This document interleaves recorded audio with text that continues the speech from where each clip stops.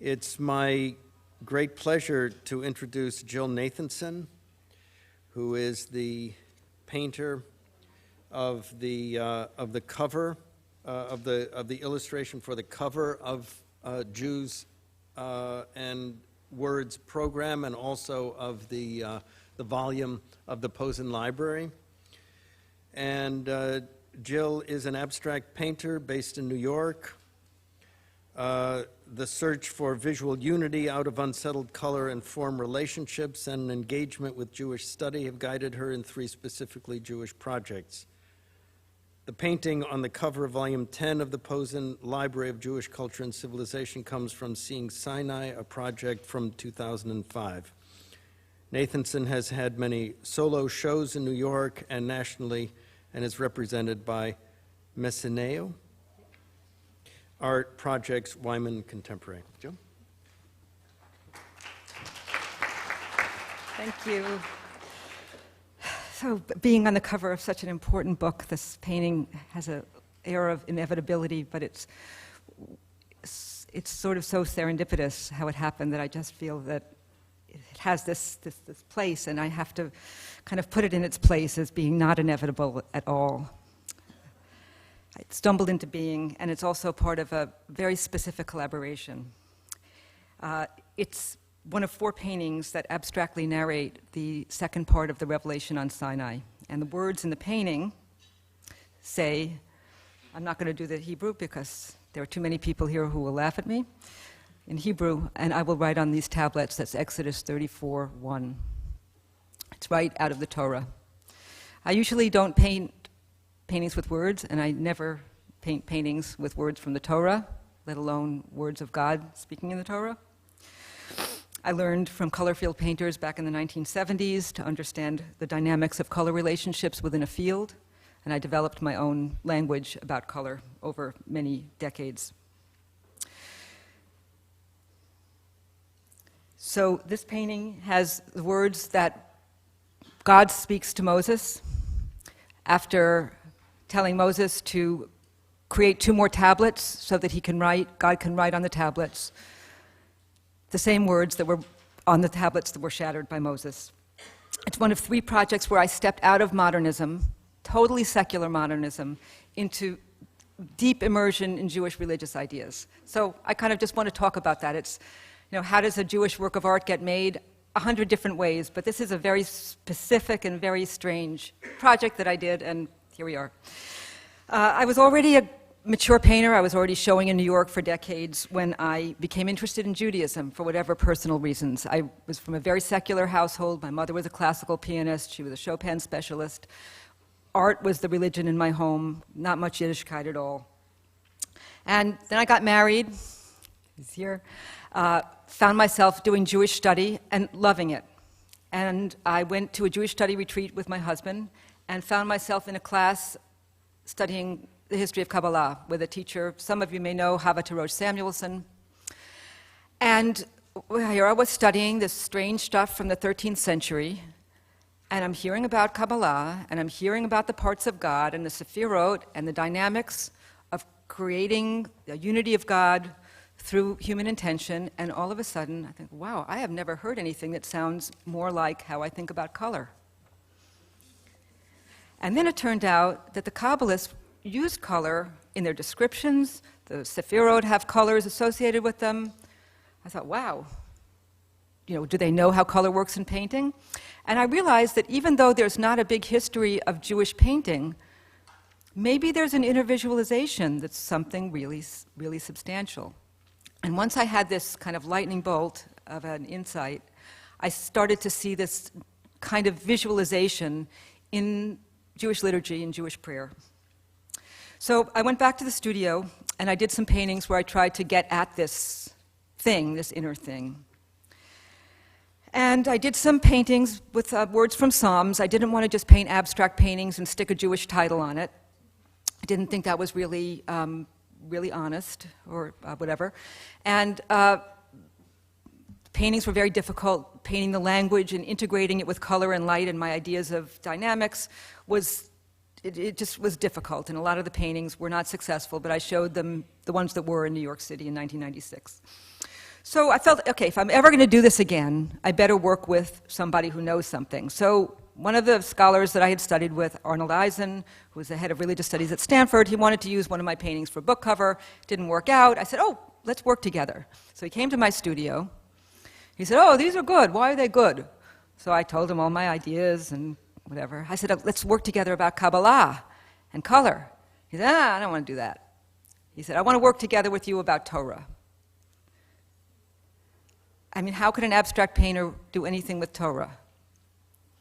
It's great for narrative, but what does Torah have to do with the immediacy of color? So I said, all right, I'll work with you, but I want our project to have to do with this question. What can Torah have to do with the immediate sensual experience, immediacy of vision? These things are anathema. So that was our subject. So I went home, started reading over the 5 books in English, feeling increasingly pessimistic about ever finding anything that I could paint and ever finding anything that would be positive about vision. And then I found my way to Exodus 33:34, where Moses on Sinai asks God, after God has said, I will go with the people, I will continue to guide you, Moses says, please, for himself, he asks, please, let me behold your glory, let me behold your kavod. And then, as most people probably know, God says, nope, you cannot see my face and live, but, most people don't notice that there was a but. God says, there's a place with me. Okay, so that's what I painted. The question and the answer. There's a place with me. Not the negation, but the positive thing that God offered. And then, God goes on to say, I will put you in the cleft of the rock, and I will cover you with my hand, and I will shield you with my hand until I have passed by, and then I'll take away my hand. And that's what happens in the Torah. So after I painted the first painting, Eisen comes back to the studio. Next time he's in New York, and studying Torah in a painting studio with a painter, he has a totally different read on this part of the Torah, and he doesn't see the negation. And he says, oh, wait a second. You know, if all this color and energy and all this dynamics, even if Moses' eyes were closed, he saw something. You know, what's an eyelid? So we studied Torah together. This was the idea that I would paint and he would write commentary and we would study together. And I said, all right, well, this is great, but how am I going to paint any of this? He said that the text in this part of the Torah has very strange verb forms, because when God is present, it's present, past, future, all at once. So I said, all right, you know, what am I going to do with this? He said, well, paint only the verbs. And that was the breakthrough. And I figured out in the next 2 paintings, of which this is the second, how to paint the verbs of this part of the Torah. Because I knew, I'd studied a little Maimonides. In religious thought, you can know what God does, not what God is. And I wanted my paintings to be active, seeing experiences and not images, anti-images. So I figured out how to kind of integrate the color and the drawing and to make the whole thing a verb. And it's very different from the way we usually think about the Torah text. It's kind of the opposite in a way. And the ideas of push and pull and one part of the painting needing another, these kind of Kabbalistic ideas of structure and dynamics, found their way into the painting. And I asked myself various questions from my very new background in Jewish thought. There's an idea that Torah comes before creation, it comes before nature. As a painter, how do you deal with that? There are ideas that the words, the letters, each have their own creative force. How do you deal with that? Well, it's very abstract. So I kind of found my way into my own language of Torah, and it changed the way Arnie Eisen read the Torah. And then we got to the last painting. These paintings actually are all 3 of them, not this one, are up at JTS right now, where we discovered together that after Moses comes down from the mountain and he's teaching Torah, he's emitting rays of light, and that the light comes with the teaching. Well, wait a second, nobody ever notices this when they talk about the Torah. There was a visual, sensual component. So the point is that it was a very exciting project because it went right into the most conservative, it went right into the depth of Jewish text and came out with something really new, which was incredibly exciting. And just lastly, the thing that was also incredibly exciting and inspiring was realizing that I'm working with something that we all own. We're all connected to Revelation somehow. There's a great essay within the Posen anthology, Neil Gaiman, on Revelation about, well, what is Revelation? There's so many different ways for us to think about it. You know, maybe the Posen Foundation chose the painting because they knew it was about Revelation, they were interested in having the painting about Revelation, or maybe it's just that the letters were so fluid, and it was such a relief to see the Hebrew become fluid after all the print Hebrew that we see. But anyway, it ended up being kind of a painting that's, I feel like, for Jewish culture. It's a way of kind of renewing Jewish religious culture, I guess, or I don't know, in my own little personal way. And I'm just so happy that it's here on this book. And I thank the Posen Foundation for using the painting, and also for the people who own the painting, even though nobody owns it, including me, the Stern-Clark Davis family, for allowing it to be used today. Thank you.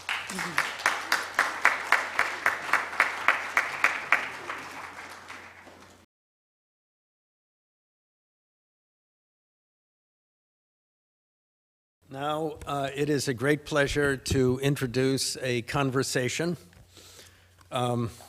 among other conversations, but this is going to be a real conversation between David Roskis, who is known, I'm sure, to all of you, a very esteemed professor at Jewish Theological Seminary, author of many books, most recently a most important book on the Holocaust, and Dara Horn, the novelist, whose works I'm sure are also well known to all of you. And so I will leave you to talk among yourselves. Yes, please. Yes. Good afternoon, everyone. Welcome back.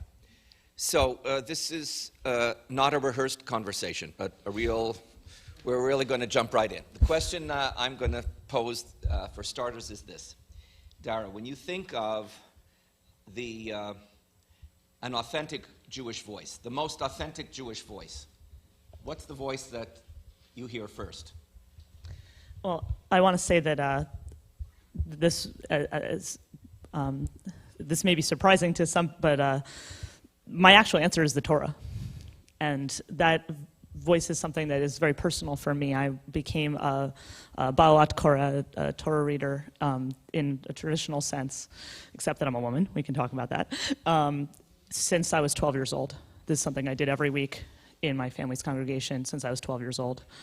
And that voice of the text, of that it was my responsibility and other Torah readers' responsibility to bring to life, is something that became very much a part of me from childhood.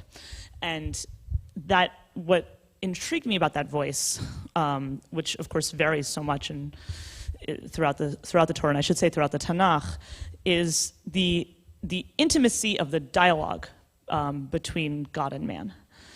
And that there's this assumption in the text that God is so present in the characters' lives, whether for good or not, but is so present that the characters all feel very comfortable arguing with God. And it's that sense of argument and the immediacy and the intimacy that really became very powerful to me growing up. And when I started studying Jewish literature as I got older, I saw that this same kind of voice is something that is very present in Jewish literature in a lot of ways. And what became one of my goals as a novelist writing in English, was to try to bring the voice of that text and the familiarity of that text into English. And I call this writing in English as writing in English as though English were a Jewish language. So to me, that authentic Jewish voice really has to be in the Torah, and it has to be in that covenant and the relationship, the initial dialogue between man and God. And that sort of dialogue between man and God, as it's presented in a written text, is what I would call the most authentic Jewish voice. I think no matter how sort of secular and cultural you try to become, I don't think there's a way to completely get away from the centrality of that voice, whether or not it lives in one's personal experience or not. Well, that's a very good way to begin our conversation because I come from the diametrically opposite end of the cultural spectrum. For a Jewish voice to be authentic, in my experience, it has to be in Yiddish. It's as simple as that. But here, I would qualify that, and the most authentic voice for me, that resonates most powerfully for me, is not actually my mother speaking to me, breakfast, lunch, and dinner for the first 17 years of my life. And I was a captive audience, and she spoke a beautiful Yiddish, and we only spoke in Yiddish. But I'm thinking of another voice that I grew up with in Montreal, Canada, which was actually authoritative. Really, not only authentic, but authoritative. So I'm thinking of this man, who his name was Herz Grossbart. And he lived in Montreal in the years that were most influential in my life, 1951 to 1971.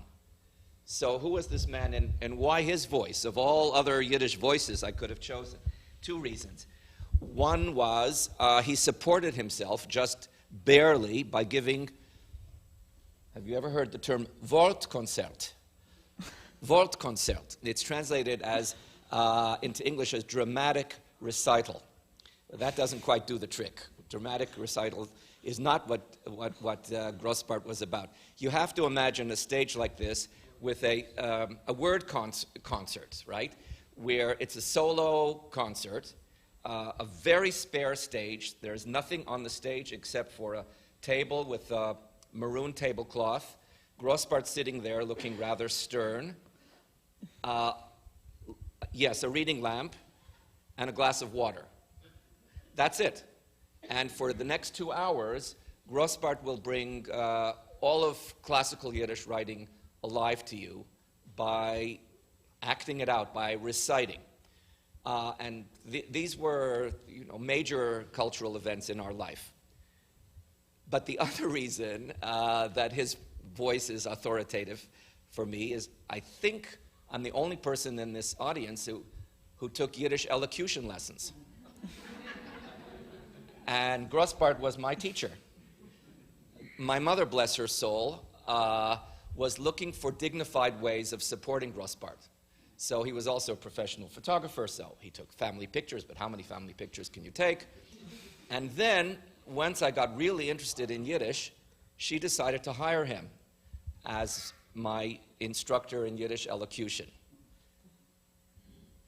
I should say, in all candor, that he quit teaching me after the third lesson. We got stuck on the lamed, on the soft lamed, on one word, which I couldn't pronounce. And he just got so frustrated with me, I couldn't say the word Wald the way it should be pronounced. And he said, that's it, thank you very much. So I had to fend for myself. But seriously now, Grossbart's genius. Grossbart's genius. Closer to your mouth. I'm not used to this speaking with this thing. Sorry. All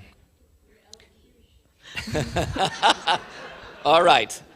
But I do enunciate. You can't say that I don't enunciate. I do follow his teaching in that respect. He created a classical Yiddish repertoire, and it was based on dramatized voices.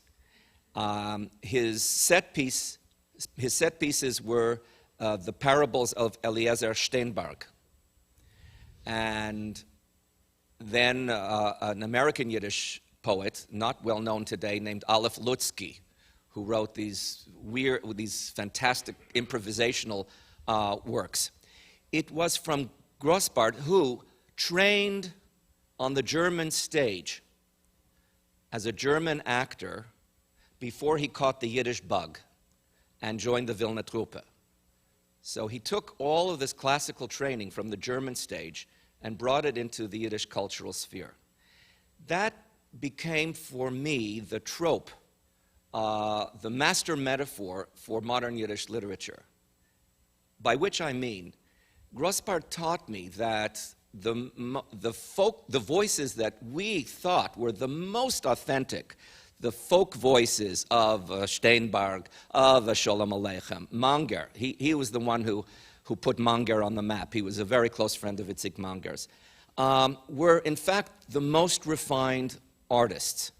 They were European, sophisticated, aesthetic artists who had to reinvent a folk voice.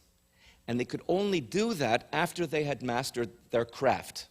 Just as Grossbart himself had to learn the craft of acting on the German stage in order to bring it to a Yiddish audience. So that, to me, became the key to unlocking much of modern Yiddish literature, which we think of these writers as, well, what are they doing? They're just transcribing the language that they grew up with. Nothing could be farther from the truth. They arrive at this, at the art of simplicity by becoming craftsmen first. So for that, I would say that becomes the mark of authenticity. And as for the Torah for me was always a monological work. Even today, I would say, the Torah for me, I hear the voiceover. And what makes the Torah come alive is when it's framed in a conversation. So I didn't go to a cheder. I went to a Yiddish secular school. We didn't learn this way. But in cheder, you study Chumash. Vayomer, und hat gesagt, ad Hashem, Gott, el Moshe, zu Moshe, leimer azoi zu sagen. And then it's that backing and forthing between, the Lashon Kodesh, the sacred tongue, and the vernacular. That's when the Jewish conversation begins. That's when it gets interesting. Well, I think that's true, but I think that what the question of authenticity, I think is very important because, and I think in a sense it's almost an American question, but it's also a Jewish question where there's this always, and I think it goes back to this idea of Tzimtzum Hadorot, which is the contraction of generations, and this goes back to rabbinic sources where this is idea that whoever came before you is, has a closer access to the real thing of whether that's a mediated experience with God, whether it's whether it's the immediate experience of the real Jewish life, whatever that might be. There's a sense that it's like, well, whatever that happened, that real life, you already missed it. And what are you going to do about the fact that you missed it? And what I found actually very liberating, and it's part of what you're hitting on, is that idea that when you study Yiddish literature, you do appreciate that, as you said, for these writers, this was not authentic either in a lot of ways. And what I mean by that is this: there's what we as in America, there's I think this tendency to look at Yiddish-speaking European Jewish life as being this authentic old world, and that this world where we live in America is sort of this fly-by-night, half-baked version of this real Jewish life that happened in some place that no longer exists. Well, there's a lot of problems with this premise. First of all, that the Jewish community in America is already 350 years old. This is not exactly a fly-by-night community. But then the other problem is that there's this sort of there's an artificiality that's built into all literature, but that you can really sort of take apart when it comes to the history of Yiddish literature. When you think about, let's say the most famous Yiddish play, the Dybbuk. The way that Ansky wrote the Dybbuk was that he went on. I mean, it was a complicated process, but the way he essentially ended up writing the Dybbuk was that he literally went on ethnographic expeditions where he would go out into these Städtlach and collect on his phonograph and these other whatever equipment he had. He would collect music. He would collect stories and folk tales and things like this. These were not things that he was remembering his grandmother telling him. These were things that he was collecting from other people's grandmothers, and then he was compiling them. And when you see or read that play as it originally was written or performed, you see the sort of the seams of it in a sense, because it really is like an anthology of these kinds of things that he gathered on his travels. I've often thought that it would be wonderful if someone could do an ethnographic expedition in the United States among American Jewish communities in the United States, because I feel that there is a native American Jewish culture that is distinct from other Jewish cultures, which it would be we are only really beginning to explore. And obviously there are historians and anthropologists even in this room who have made this their life's work. But I think that kind of project would go a long way toward appreciating the authenticity of Jewish life here. I also want to say, though, that there's that idea of Yiddish being the most authentic language. I think that there's that two Jews talking structure that you find in writers like Sholem Aleichem, where the whole structure of something like the Tevye stories, which I know we're going to be talking about, because we said we didn't rehearse it, but we did chat a little before, like at lunch. Something like the Tevye stories, which are really written as a kind of monologues for an audience that participates in the monologue. That structure, I think, also is is something that is. I don't think you can argue that structure is unique to Jewish culture, because I think that structure of the monologue is something that is very basic to really all literatures, and you find it most often in literatures in transition. If you think about the American writer who does this the most memorably is someone like Mark Twain.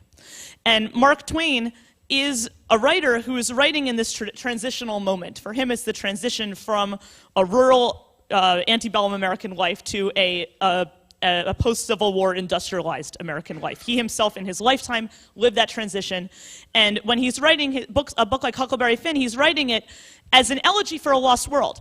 And in a sense, he may not be writing it as an elegy, but it's a world that's already gone, and it's a language that people are no longer speaking or will no longer be speaking. And you see a very parallel route with Sholem Aleichem, who grew up in this shtetl atmosphere and then lived his adult life in Western cities, speaking a completely different language, speaking Russian as an adult, so much so that his children did not understand Yiddish, could not read his work.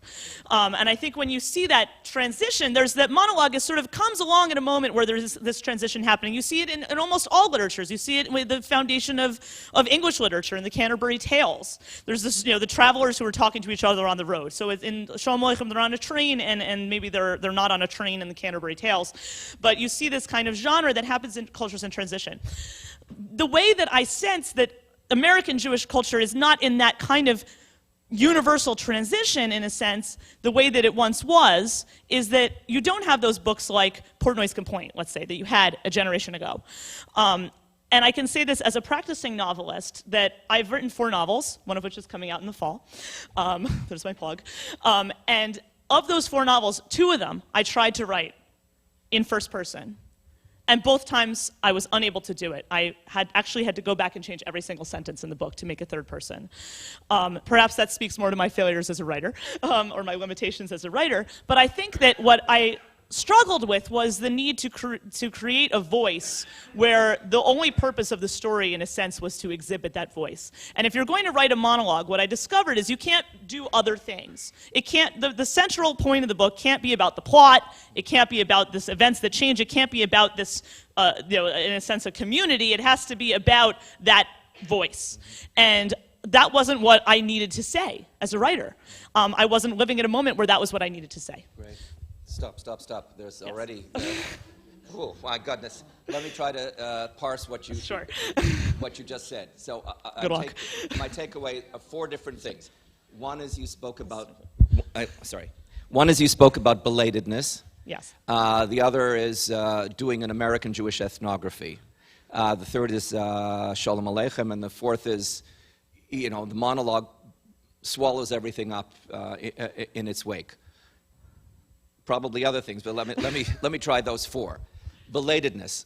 Yes. Well, if you grow up as I did after the Shoah in a Yiddish-speaking environment in Montreal, it's obvious to you that everything that was beautiful and lasting and miraculous happened already before you were born, and that you're just living off of that afterglow. So that's the glory of it, but also the burden of it. What that means is, and I guess Grossbart proved that, is that however you try to become an authentic spokesperson for that culture, you're never going to measure up, because you weren't born there, and you don't and you speak with an English accent. But the point is, you were born too late. You were simply born too late. That's what it felt like. The other part of that cultural package is that we were raised in a very elitist culture. The story is I'm the youngest of four. 2 were born in Europe and 2 were born in Canada. I was born in 1948. I was preceded by my sister, born in 1942, on the 2nd of November 1942. And she was supposed to be named Victoria because of Montgomery's victory over Rommel in El Alamein.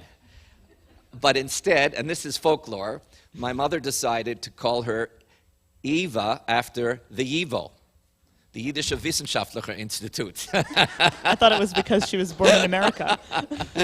But even if it's not true, it could have been true, because that's those were the hohe Fenster. She told me because she was the first one born in the New World. She was the first woman born in the New World. Right.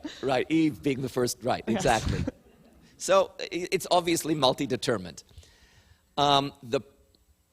We were trained to look down upon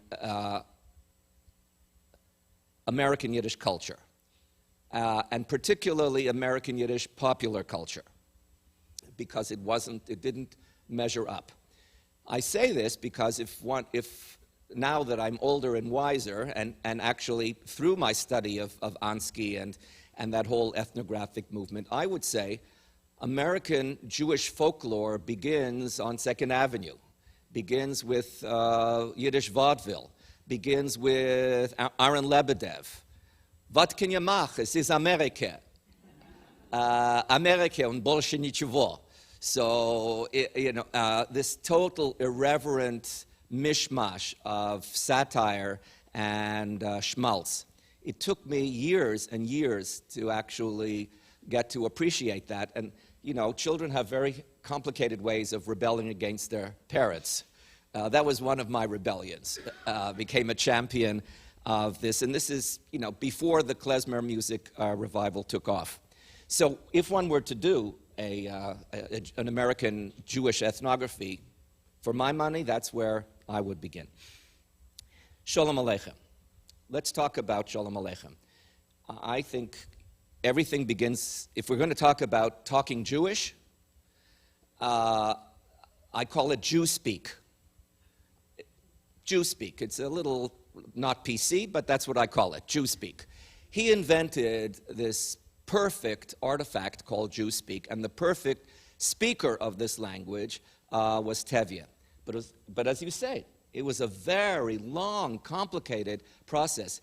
He began as a novelist. Solomon Rabinovich wanted to raise the cultural level of Yiddish to that of Russian culture, and the only way you could do that in the 1880s was by writing novels. So the first 7 books he wrote were novels. We don't read them all that, they're not very good because they are written in omniscient narration. He wasn't very good at being an omniscient narrator.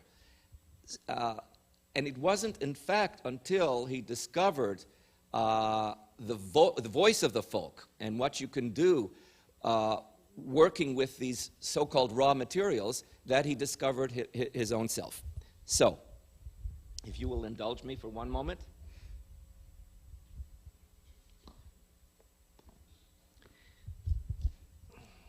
Here's the beginning of Chava. So the question I'm asking you, is this a monologue? This is only Tevye's voice, but are we listening to a monologue? This is Hillel Halkin's translation, the beginning of Hodel, 1904. If you only knew the troubles, the heartaches that I've been through. It's written that Odom yesoida mi ofer v'soifa le'ofer. A man can be weaker than a fly and stronger than steel. I tell you, that's a description of me. Maybe you can tell me, though, why it is that whenever something goes wrong in this world, it's Tevye it goes wrong with. Do you think that's because I'm a gullible fool who believes whatever he's told? If only I'd managed to remember what our rabbi said 1,000 times. Kabdehu v'chashdehu.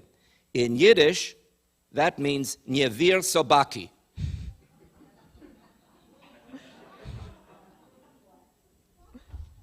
So even on the face of it, it's not a monologue because there's an addressee. There's somebody named Panya Sholem Aleichem, who is his silent interlocutor, but a very important presence. It's not a monologue because it immediately begins by engaging the Torah. But look what he does with the Torah. Look at, it's what Bakhtin calls a double-voiced discourse, narrative. Why is it double-voiced? He says, Odom yesoida me'ofor v'soifa le'ofor. Man was born into dust, and he is fated to return unto dust. And he quotes it in Hebrew. And it's from the High Holiday Liturgy. It's from the liturgical high point of the Jewish calendar.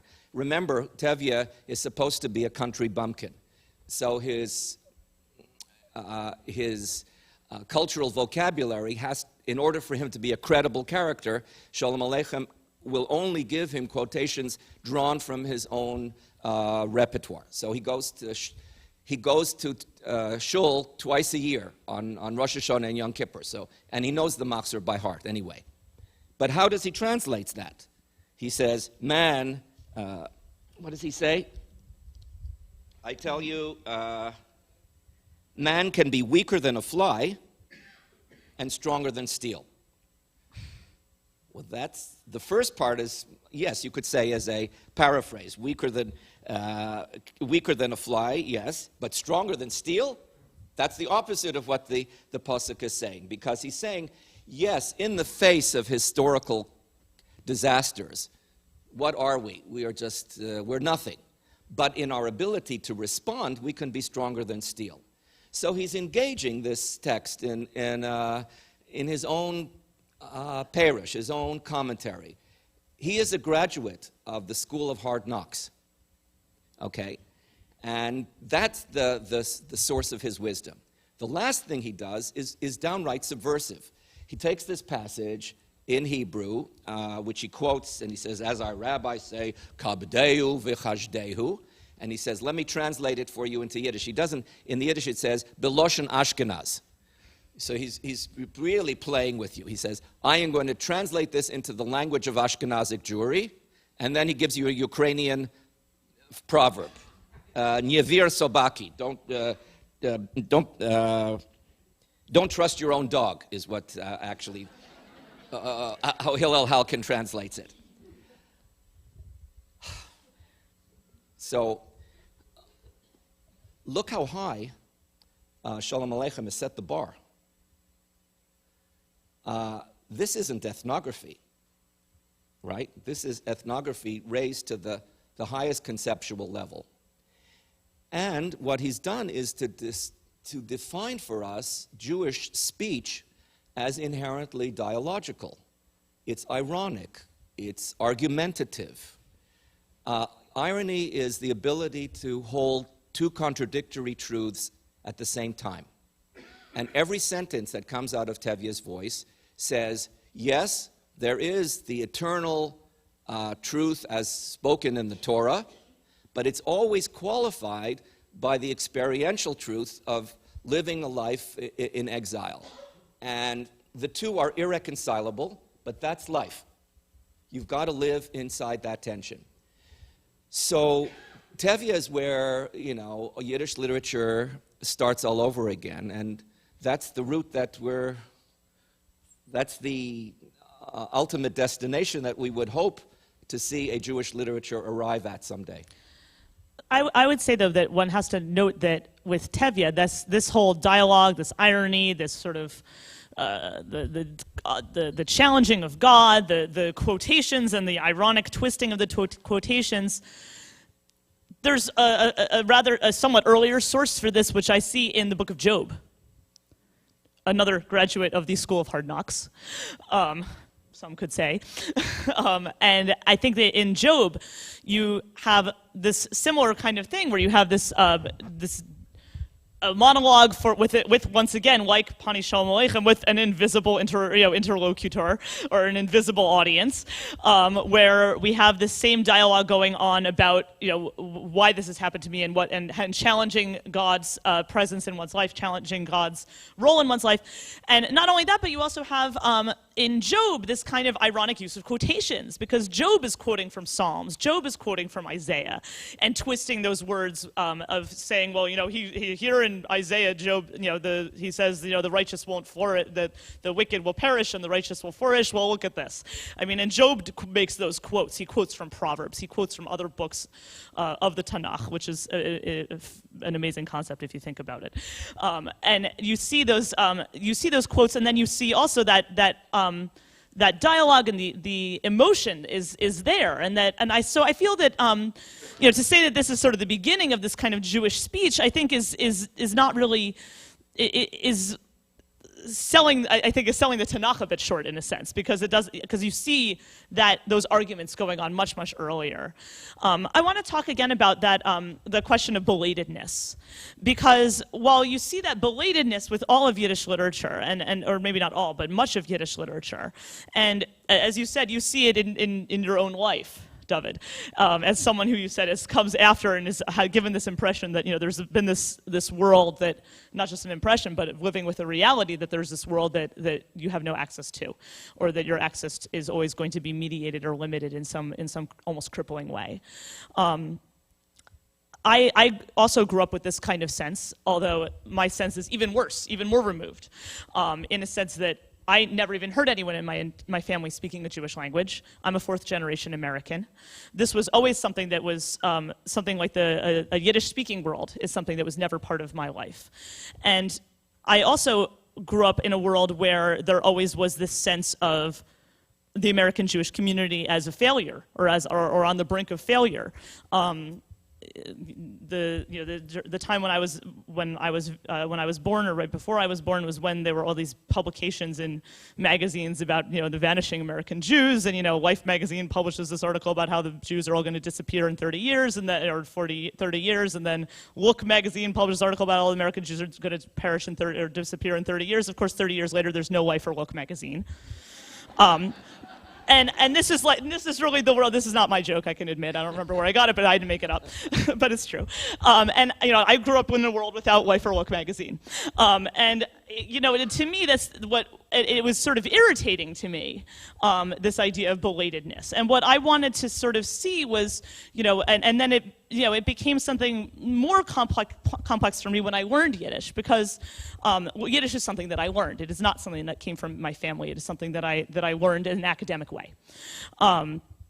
And that sense of inauthenticity because of a detachment from a language is something that I felt very strongly, and it's something that I felt as a writer very strongly. But what interested me, or what I wanted to do, and often it would happen that when I started learning Yiddish, that people would ask me, "Oh, are you speaking Yiddish to your children? Is this something that you're trying to revive?" To me, that project, which obviously many people engage in, was less important to me than something about that eliminated the belatedness question, which was to building something with what we have, to try to create something new in English that would honor that tradition, and not just honor that tradition, but that would further that tradition and take it to somewhere new. As you said, Shalom Aleichem sets the bar really high. And when I started out in writing my novels, I wrote my novels out of jealousy, because I was not jealous of the latest bestseller, but what I was jealous of was someone like Shai Agnon, who probably is the opposite of the monologic writer who's writing the folk style. He's quite, he's taking a completely different approach and writing something that's in a classical, almost rabbinic tone. But I was jealous of someone like Shai Agnon. I was jealous of Yud Lamed Peretz. I was jealous of these writers who had at their disposal this language that could make those kinds of references that you have there. And where not just they could make those references, but where they could assume that the whole audience who was reading it would appreciate those references. And what I found is writing in English, that you couldn't you couldn't make those kinds of jokes because people wouldn't get them. And the question is, was there a way to, and rather than sort of just be mournful about this, I wondered was there a way to teach the audience this, or to create this kind of language. And that's something that I've tried to do in each of my novels. And I have found that it has worked to the limited extent that I can I do this as one novelist. But what I do think is that there always is a Jewish language. And it's something that always is evolving. I remember going to see the film Trembling Before God. This is about 10 years ago. It's a movie about gay and lesbian Jews in religious communities. The topic is very interesting. It's an excellent film for a lot of reasons, but the reason I'm mentioning is because I went to see it with an Israeli friend. And when I came out of the movie theater, she was laughing and laughing at this movie. And I said, "What's so funny about this?" And she says, "I love the way American Jews speak Hebrew." And I said, "What are you talking about?" Because the whole movie was in English. And she just was laughing, and she goes, "Who ever heard of the word halachically?" I don't think, I've heard of the word halachically. It would never occur to me to call it Hebrew. But then I'm thinking, what kind of word is this word halachically? This is not a word, that I would use if I was, writing an article for Newsweek, but it's a word I can use with the confidence that everyone in this room probably knows what this word means, and I'm not going to sit here and explain to you what it means. And, I thought to myself, this is kind of the way that language like Yiddish started. It started in this way with these few difficult to translate words where there wasn't really a way to easily say it in the language that you were speaking. And so you use these words, or you half created these words. And, does this constitute a language? No. In 500 years, could it constitute a language's beginnings? Maybe. Do we want to wish upon ourselves the kind of circumstances that would lead to the creation of such a language? I don't know. Maybe not. But I felt that was sort of, there was a potential there that I saw, and there was a potential also in, I think, the renewed interest in exploring Jewish culture from more than one angle, as you can even see in this conference and the interest that this subject attracts. There was sort of a possibility of creating a new language in English that I would not say would replace or equal what has happened in the past, because of course we're still stuck with this tzimtzum hadorot, with this contraction of the generations, and we're never going to be as good as those other people who are dead already. And all the good stuff obviously happened way before we were born, obviously. And our children will be laughing at us as well someday. But I think that there's that sense that there could be this language chain that does continue as long as we have the texts that are the basis for the language chain. And I would put the Torah at the center, or at the beginning of that chain, but I also would include Shalom Aleichem as part of that chain. Wonderful. So let me just, I think we would want to wrap up this part of the conversation and then open up to the audience. I would say to you, Dara, that what defines you as a Jewish writer is that sense of belatedness. That's what you need in order to be an authentic Jewish writer. I throw this out to you. I mean, this is what I conclude from this conversation. Because that's built into the DNA. That word halachically, the key of halacha is that there is early and there is late, and what is most authoritative is d'oraisa, if it comes from the Torah, and d'Rabbanan, for all their glory, and they're only secondary to the rabbis are the first to admit. They can do all kinds of pyrotechnics, but the halachic is based on the idea that whatever is scripturally grounded is true for all times, and the rabbinic is secondary, and that's the way it is. That's what it means to be socialized within in that world. So belatedness, I think, is good. It's a wonderful burden.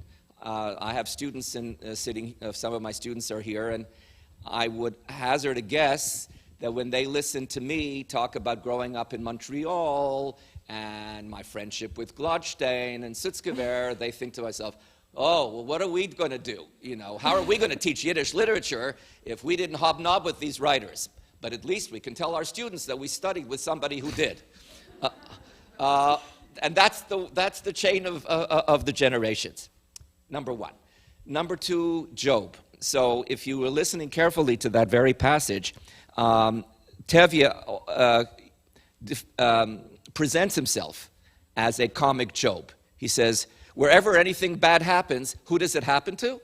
It happens to me. Well, that's a paraphrase of the book of Job. And now, even though this is on the record, and I know this is what I'm going to say will be fixed in perpetuity, I'm going to say it anyway. If I were stuck on a desert island and I had to choose between only one book, and the choice was the book of Job or Tevye, I would choose Tevye. And the reason I would choose Tevye is because Tevye is the whole world. He's incorporated everything. It's the Torah, and it's Golas, and it's Yiddish, and it's Slavic, and it's Ashkenaz. It's all there. He managed to create, this encyclopedic work. From my perspective, it's all, whatever you're going to look for, you will find it in that work. And one more thought about authentic Jewish writing in other languages other than Yiddish.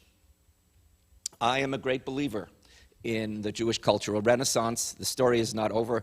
I actually think we are currently living in the most exciting time to be Jewish. I think what is happening in Jewish culture now is unprecedented. We are living in the midst of a nigunic renaissance. You get that? Nigunic renaissance. That's funny Hebrew, right? There are more nigunim, more Jewish music being created in the last 20 years than I think in the last 2,000 years. It's unbelievable. And Jewish creativity is in what's happening in Russian now. Russian has now become a Jewish language. Who would have ever thought 25, 30 years ago that would be the case? And Shalom Aleichem. And I want to conclude with this thought. This very sensibility and this Jew speak, as I call it, has resurfaced again and again. I'll give you 3 examples. So one, this is my show and tell for today. I can't read this in the Polish original, but it seems quite obvious to me that this novel by Julian Strykowski, called in Polish Osteria and in English The Inn, he wrote it in 1966, is a spin-off of Tevye. He creates a character, it's set around the First World War, and it's a Tevye-like character who speaks this very heavily inflected, I suppose, Polish, because the English is heavily inflected, so it's trying to mimic that. Now, it's true that when this book came out in Poland in the 1960s, the critics said, this writer can't write proper Polish, because there wasn't an audience left. There wasn't anyone left living in Poland who understood what Strykowski was trying to do. It's unbelievable, but they had all been murdered. So, the critics had no frame of reference for this. Flash forward 20 years, and we come to David Grossman and his great novel, Ayin Erech Ahava, Sea Under Love. It's the first great second-generation novel written in Hebrew. It's written in magic realism. It's a brilliant experimental novel in several parts. And one of its great achievements is, and he's a Sabra, and he's not a child of survivors, is it's written in Jew speak. He creates a spoken Hebrew which sounds like Yiddish, and it's on several registers. He has juvenile Jew speak. The main character, when we meet him, is 8 years old. His name is Momik, and he seems to be a reincarnation of Motel the Cantor's son. And he's speaking this weird Hebrew, all mixed in with these Yiddish words that he doesn't even completely understand. And then we meet him again as an adult writer. And there's a long monologue dialogue between him and his imaginary grandfather, Anshel Wasserman. Anshel Wasserman speaks this heavily inflected Yiddishized Hebrew. It's Jew speak, because Hebrew has now evolved as a spoken language. And we're now, only now, at a point where one can really translate Shalom Aleichem into Hebrew. Because only now is Hebrew taken on these multiple registers. And the third example is a book called Shoah Shelanu, which came out 2006. It was a first novel by a writer named Amir Gutfreund. And it's about growing up under the shadow of the Shoah. It's our Holocaust. It's obviously a very ironic title. Half of the book is this monologue dialogue written in this heavily inflected Yiddish Hebrew, which is presumably perfectly comprehensible to Israelis of all backgrounds. Of all backgrounds. So this is a work in progress, and there's a lot to celebrate. I think we have to go to questions now, right? I just want to say briefly that if I were stuck on a desert island with either Tevye or the Book of Job, I would choose Job because I would want to know how to fight off the Leviathan.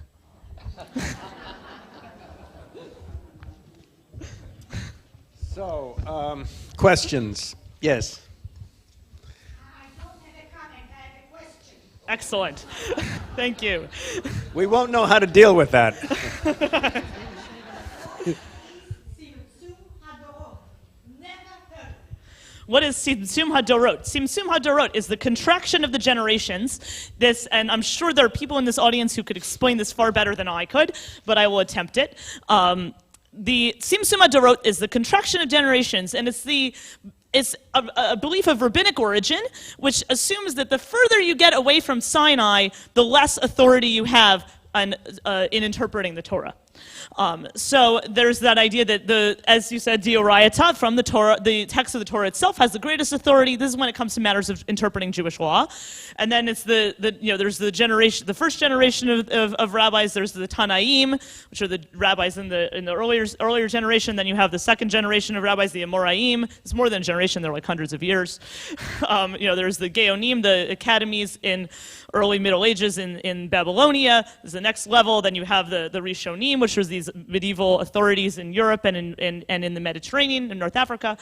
So there's this idea that it's like, well, if that when you're determining matters of Jewish law, the earlier your sources, the better it is, and the more authentic it is. It's sort of like the opposite of the way American legal jurisprudence goes, where it's like, once you have a precedent, then you can continue and proceed and change things.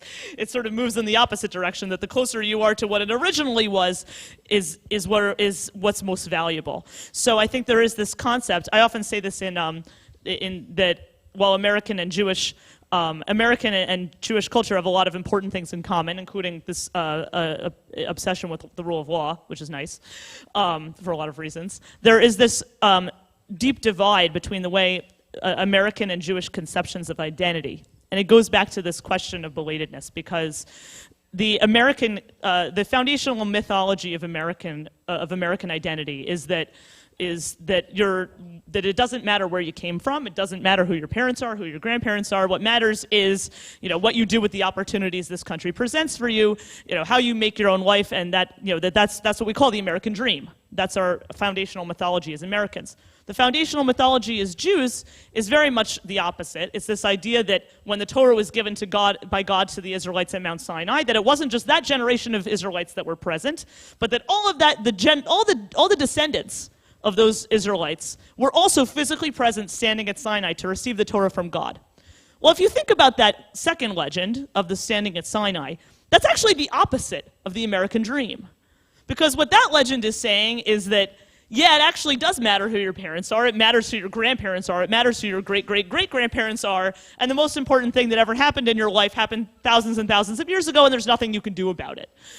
So these are sort of the two competing poles of American that I think go into American Jewish identity. Is this sense in America where what's most important is how original you are, and the competing sense in Jewish life that what's most important is how unoriginal you are. What? Sorry? Yichus, yes. That the intellectual yichus is the most important thing.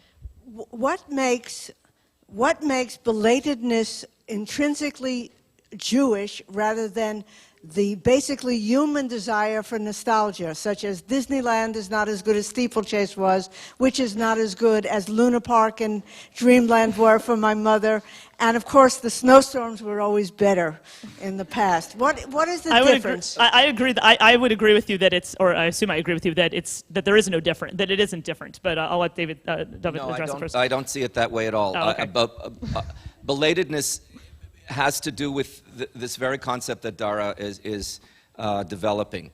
Let's reframe it as Max Weinreich reframed it in his History of the Yiddish Language, where he says the ultimate form of Jewish creativity is interpretation. The central achievement of Jewish creativity is interpretation. That is to say, the premium is not on being original, the premium is on deriving new meaning from the primary source and reinterpreting it. So another way of understanding that we all stood at Sinai is that we all are all empowered to interpret that text. Tevye is just as valid an interpreter as Rashi, if you will, in that it's a very radical idea, but it's premised on the idea of Jewish literacy and of Jewish primacy. So now I'm veering closer to what you were saying at the beginning. All right, it is a conversation. But the concept of belatedness means that there's a burden of humility, and that interpretation is really key. Weinreich will also call that, he has a fancy word for that, vertical legitimation. And listen carefully. He makes a very cogent argument for why this is the central direction of Ashkenazic culture. In other words, there are two possibilities. A culture can be renewed horizontally, which means you look to your right and you look to your left and you say, that's what's going on, I want to catch up with them, right? I want to be like them. So that's basically Sholem Aleichem, circa 1884, where he says, I want to raise Yiddish literature to that of Russian, I have to write a novel. And where is he going to learn to write novels? By mimicking Turgenev. So he's going to write novels a la Turgenev. Weinreich says it's all well and good. It's an important gesture, horizontally, trying to catch up. And Yiddish modernism is a classic example of that. But if you really want to get to the core of Jewish creativity, the argument you have to make is, I am not really inventing anything. This all goes back to Sinai. What I am saying has already been said before. I'm just giving it another twist. It's a much more conservative, but it can be extremely subversive, because look at what Tevye does with his art of quotation. On the surface, what is he doing? He's just throwing out one quotation after another and mixing and matching scripture with Ukrainian. But he's creating something which never existed before. But the cultural justification for that, he's merely interpreting. I want to say, though, that the belatedness, though, is I do think it's something that we feel very intimately related to the Jewish version of it, but I do think that it exists in other cultures. And I think often we don't give it enough credit for existing in other cultures. I have a personal story about this, which is that when I wrote my first novel, which was very much in an attempt to bring these ideas into English, and it occurred to me, of course, that I was going to have to find a publisher other than Sholem Aleichem's Volksbibliothek, and that it was going to be a problem that not everyone was going to understand what I was doing. When I first sold my first novel, the first conversation I ever had with my editor, when we were negotiating the contract, the first time I ever spoke to her, I asked her what her background was. What I meant by that question was, what's your background in publishing? Have you worked mostly at this house? Have you mostly deal with fiction, nonfiction? And I always remember this. She pauses on the phone and she says, well, I'm Italian-American, I'm a lapsed Roman Catholic, and I'm so embarrassed that she thinks that this is what I asked her. And then she says, I read this book and I felt like I was reading about my own life and my own family. And I thought this is the weirdest thing I've ever heard. And then she said to me, being Italian American, feeling like you're part of this, amazingly beautiful and artistic and rich cultural tradition, but that, the only versions of it that you have access to in America are sort of these schlocky stereotypes of it, and this idea that you can't access that original, authentic place because it's a country that you don't live in, it's a language you don't speak or don't speak well enough. And she said, being a lapsed Roman Catholic, feeling like, I'm part of this majestic religious tradition that's brought such tremendous meaning to so many people for so many so many centuries, but feeling that I can't fully embrace it as a modern person, but I can't really run away from it either because it has this amazingly long shadow, and because I love the richness. She says, I felt like I was reading about my own life. And, what I realized was that, and this is, you write one book as the author, but what you realize is that when that book is published, everybody is reading a different book from the book you wrote, which is actually a very nice thing because they're often reading a better book than the one you wrote. And so I do think that, one thing that I've realized in, I was very provincial in writing my novels, in that, not that I was provincial in what I was doing, but I was provincial in imagining my audience. I say this now after 10 years of writing novels. I've had 4 books, and I go to speak. I'm invited to speak at churches. I'm invited to speak at Christian conferences and things like that, where we're talking about faith-based writing.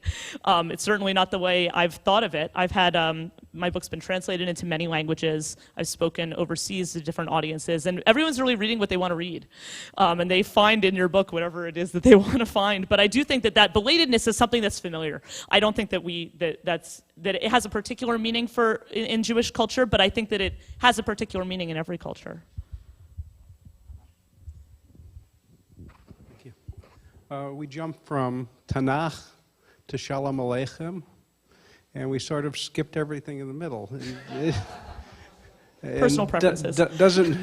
Doesn't perhaps Talmud more describe the voice of the Jew through the ages, the argumentative, conversational voice? Good for you. And the person who agrees with you most was the creator of both Yiddish and Hebrew literature, Sholem Yaakov Abramovich, better known to us as Mendel HaMoichers Forum. So in Rishimot Letoldotai, notes to my biography, Abramovich writes that when he got to a more advanced stage of Cheder, and he was introduced to Talmud, suddenly he felt he was at home. He said it was like being in the marketplace. All of these voices talking at you at the same time. So that's where he felt that this is Jewish literature. Now he had finally arrived. So yes, the shaklavitaria, the argumentation, Benjamin Harshav has written a brilliant book on the semiotics of Jewish speech and how what we think of as Jewish speech comes out of the Beis Medrash, comes out of Talmud study. Talking about language and what does it mean, and was ist der Teich, und von dannen ist gedrungen, so the best example is Sholem Aleichem's brilliant monologue, Das Teppel, in the voice of a woman whose name is Yente. So Yente comes to the rabbi, ostensibly to ask him a halachic question, whether her pot is kosher. And she starts every new thought by saying, Jo, and gegen was ist das gekommen zu reden? Yes, what was it that we were just talking about? But this is her own stream of consciousness. The rabbi never gets a word in edgewise. But the whole thing is written in a Talmudic discourse by a woman who represents the lowest rung in the social hierarchy. She's a poor korolapnichka. She sells chicken fat and chickens in the marketplace and lives in a quarter of an apartment. But her thought process, the way her mind works, is Talmudic. So yes, in the beginning was the Talmud. I would say I had a similar experience, just that I started studying Talmud as an adult, although I'd studied Torah for longer, and perhaps this is also a gender-related question too. But I had a similar experience, perhaps to Lahavdil, to Mendel, to Abramovich, when I started studying Talmud and was like, all these annoying people, I'm like, these are the people I've been living with my whole life. like the pedantry, and you're like, wait, but that's not what you said before. But that's, I mean, it was sort of, it was a kind of, it was a revelatory experience. Deja vu all over again. That like it was, you know, the positive and the negative, but the familiarity of it was shocking to me. And it was because that conversation was something that runs through all of Jewish life, whether you're aware of it or not. I think we have time for one more question. Sir. You're from Montreal. Also, you're from Montreal. Correct. Also, the new director of the Folkspina Theater is from Montreal. Also, the director of the Yeshiva University Museum here is from Montreal. His family. Is there something in the air? They're related. That's the first question. Some of them. Well, some of us are related, yes. So growing up in Montreal was like being transplanted back into Eastern Europe. It was like growing up in Eastern Europe in the following sense. The majority culture we considered to be inferior. They were the peasantry. They were the Roman Catholic, French-speaking peasantry. You have to remember, when I was growing up, most of the French intelligentsia were still were going to become priests. There almost was no secular French-speaking intelligentsia in the 50s and 60s. That revolution, you know, happened a little bit later. So you have a peasantry that you look down on because they don't compare to the cultural level of your own community. That's on the one hand. On the other hand, you have an economic elite, English-speaking, Protestant, that doesn't want you there. It does absolutely excludes you.